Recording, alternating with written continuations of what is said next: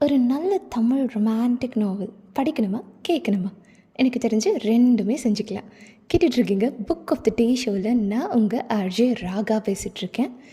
Pinterest மூலயமாவும் audio புக்ஸ்லாம் கேட்டு நான் உங்களுக்கு நல்ல நல்ல ஸ்டோரிஸ் ரெக்கமெண்ட் பண்ணிகிட்ருக்கேன்.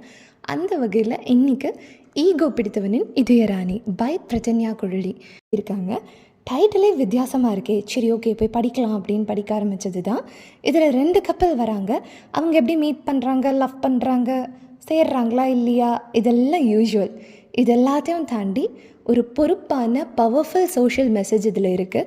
அதாவது இந்த காலத்து குழந்தைங்களை வந்துட்டு எப்படி பார்த்துக்கணும், எப்படி வளர்க்கணும், அவங்களுக்கு டிஜிட்டல் ஸ்பேஸ் எந்த அளவுக்கு கொடுக்கணும் அப்படின்றத வந்துட்டு இந்த கதையில் ரொம்ப டீட்டெயில்டாக சொல்லியிருக்காங்க.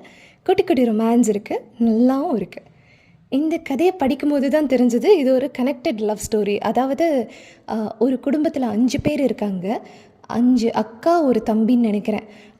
இவங்க எல்லாருக்கும் தனித்தனியாக கதை எழுதியிருக்காங்க பிரதன்யா குழலி. இது நான் பின்ட்ரெஸ்ட் ஸ்க்ரோல் பண்ணும்போது கிடைச்ச கதை. இந்த கதை வந்து அவங்க வெப்சைட்லேயும் இருக்குது அண்ட் அவங்களுடைய யூடியூப் சேனல்லையும் இருக்குது. படிக்கணும்னு நினைக்கிறவங்க படிக்கலாம், கேட்கணும்னு நினைக்கிறவங்க யூடியூப் போய் கேட்டுக்கலாம். இந்த கதையில் மொத்தம் 2 கப்பல் இருக்காங்க.